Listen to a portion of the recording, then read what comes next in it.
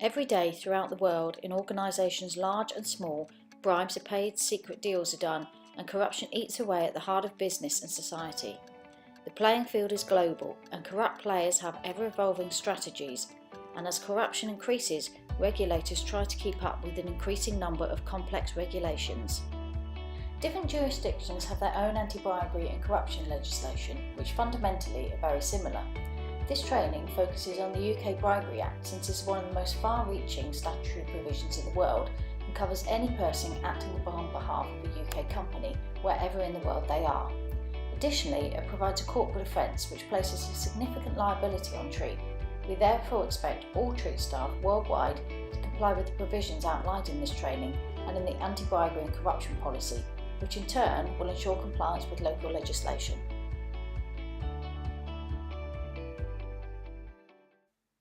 Well, Treat's a truly global business. It's not just about where we have offices, but also where we conduct our business, and our suppliers and customers are all over the world.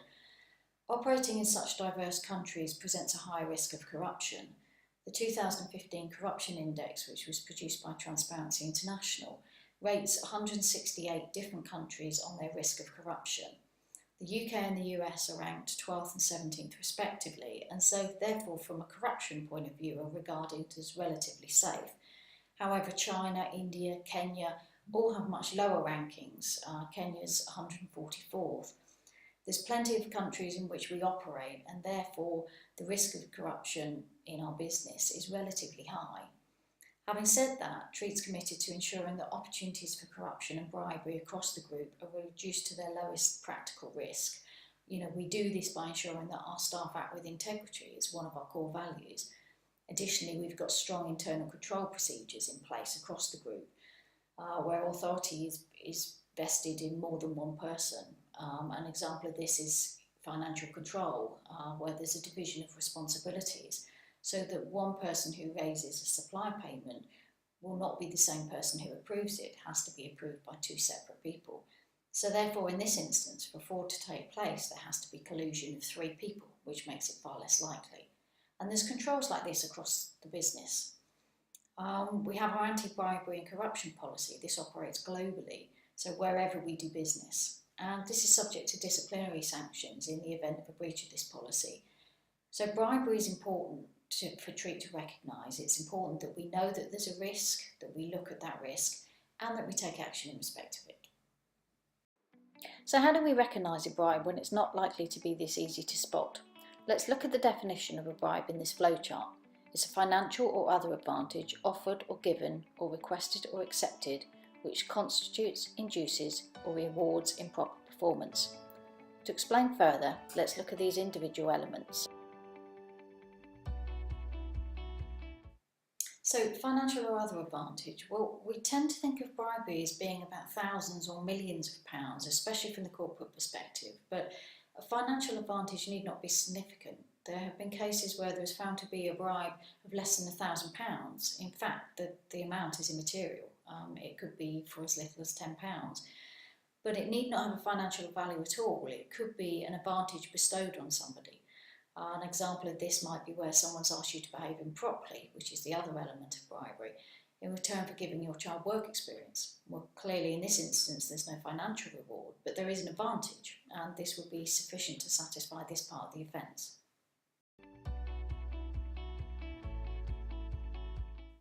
So taking the next part of the definition, where the offering of the advantage constitutes, it induces or rewards improper performance. Taking the first part, the constitutes part, this is where the offer or acceptance of advantage is in itself improper performance. There's a knowledge or belief that the act of acceptance of the advantage would be improper. I think the best way of explaining this is with an example. So a supplier's staff are not permitted to accept any cash gifts from customers. You're the customer and you know that this is the case, but you send your contact £50 as a cash gift. You know that if your contact accepts the £50, they're behaving improperly. The act of offering the money will be classed as a bribe, even if the gift's not accepted, and regardless of the fact that you're not asking them to do anything else for you. By offering the gift, you're asking them to behave improperly, and therefore it amounts to a bribe. The second part of this is where it induces or rewards improper performance. So it must be intended to either bring about the improper performance or to reward for improper performance which has already taken place. Again, by way of an example, a customer offers your child work experience at their company if you remove a product from quarantine to send it to them because there's no other stock available. The removal of stock from quarantine is against our company policy, and they know that to be the case, so they intend for you to behave improperly. They are inducing you to behave improperly and therefore attempting to bribe you.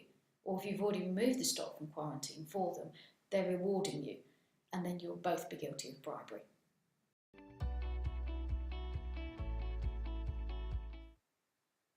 So the final part of the definition is the improper performance itself, which is breach of an expectation that a person will act in good faith, impartially, and in accordance with a position of trust. So take our earlier example of removing stock from quarantine when it's against company policy. If the person removing it knows it to be the case, there is a breach of good faith and a breach of trust. As we know, the Bribery Act applies anywhere in the world and to anyone who acts on behalf of a UK company. But the test for whether performance is improper is what performance would be expected by a reasonable person in the UK. So, for example, even if it's customary overseas to make a payment to a person who has responsibility for granting a planning application, unless such practice is written in the law of that country, it would be regarded as improper performance if a reasonable person in the UK thinks it to be so. So it is possible that you can have a situation where there could be an instance of bribery and an offence under the Bribery Act, which would not be seen as bribery in the country in which it was committed.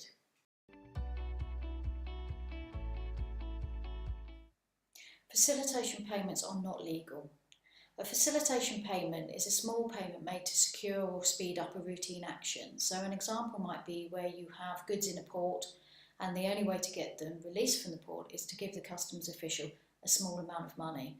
Under the Bribery Act, they're regarded as bribes and they're therefore illegal. So TREAT asks that all facilitation payments are resisted unless there's a threat of violence or a threat to your liberty, and any facilitation payments that are made in these circumstances or are resisted should be reported to your manager in the first instance.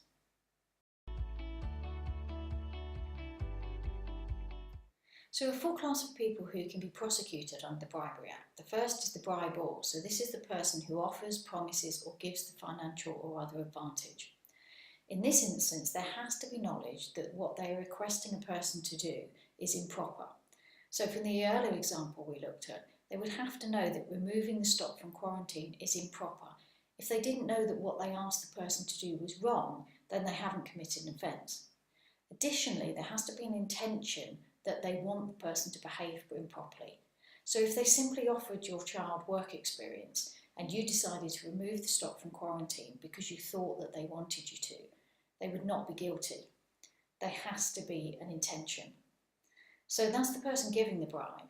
The next type of person is the person who's obviously accepting the bribe or requests the bribe. So they have to intend to perform the action requested of them. So from the earlier example, they have to intend to remove the stock from quarantine. It's a conscious action. Okay, and whether that performance is wrong is irrelevant. This is called a strict liability offence. So they have to intend to remove the stock from quarantine, but they don't have to know that removing the stock from quarantine is wrong. Even though they don't know what they're doing is wrong, they did intend to do it, and therefore they could be guilty of accepting a bribe. The third class is senior management. Now, this can be where they consent, so they actively give consent for the bribe, they're aware that it's happening. Or the second class is connivance, so they're aware that it's happening, they allowed it to continue without doing anything about it or taking any action. And generally the class of person who would fall within this would be the directors of the company or the company secretary, in some instances the senior management, depending on perhaps their involvement. But in all three of these situations, it's necessary for the prosecutor to prove the alleged offences. The fourth class is the organisation itself, though this is where a bribe takes place by a person who's acting on behalf of a UK organisation. It's a strict liability offence again, which means that there's no intention required by the company. The company doesn't even have to have knowledge that the offence was happening. There is an assumption that the organisation is guilty, so there's a reversal of the burden of proof. It's no longer necessary for a prosecutor to prove that the company is guilty, is necessary for the organisation to prove that it has a defence, and the only defence that the organisation has is a defence of adequate procedures. The government considers that procedures put in place by commercial organisations wishing to prevent bribery should be informed by 6 principles. These principles are not prescriptive, they are intended to be flexible and allow for the huge variety of circumstances in which organisations find themselves. Bribery prevention procedures should be proportionate to risk and to the nature, scale and complexity of the commercial organisation's activities. What is proportionate will depend on the size of the organisation, the industry and the territories in which it operates. What is proportionate for Treat is unlikely to be proportionate for a large multinational. Top-level management, the board in Treat's case, are committed to preventing bribery and foster a culture in which bribery is never acceptable. We must also assess the nature and extent of our exposure to potential external and internal risks of bribery by people acting on behalf of Treat. For many organisations, compliance with this principle will form part of a more general risk assessment carried out in relation to the business. Due diligence procedures must be undertaken in respect of persons who perform or will perform services for and on behalf of Treat. For example, in appointing a new overseas agent, who by the nature of their role will perform services on behalf of Treat, it is necessary to undertake due diligence to be able to assess the risks of bribery. The final 2 principles are communication to ensure that our bribery policy is embedded and understood, which includes training and monitoring and review of policies and procedures, making improvements where necessary.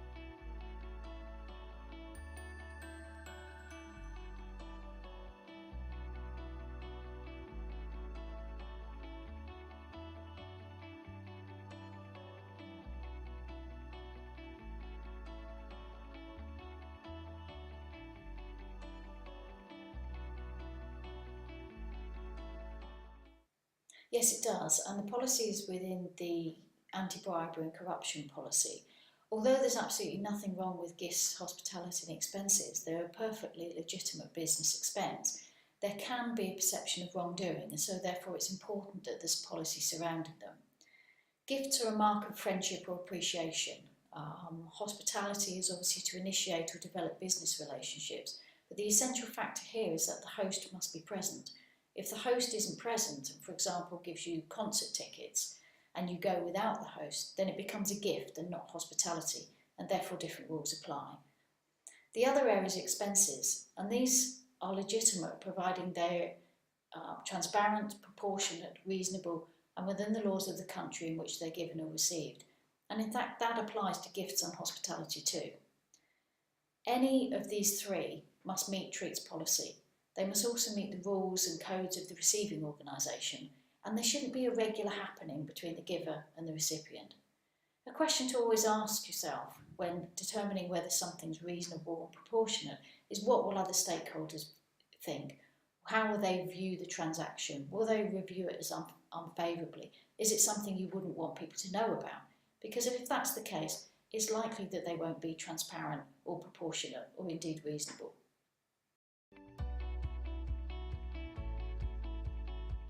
So the policy states that no gifts other than those of a nominal value, such as pens, mugs, calendars or perishable foodstuffs, should be retained by a member of staff. Treat does this so that every member of staff gets to benefit from those gifts that are given, and they're put into a raffle so that everyone has the chance of winning. The policy also contains hospitality limits, which must be adhered to, and if it's thought that you will exceed the hospitality limits, then you need to speak to your manager.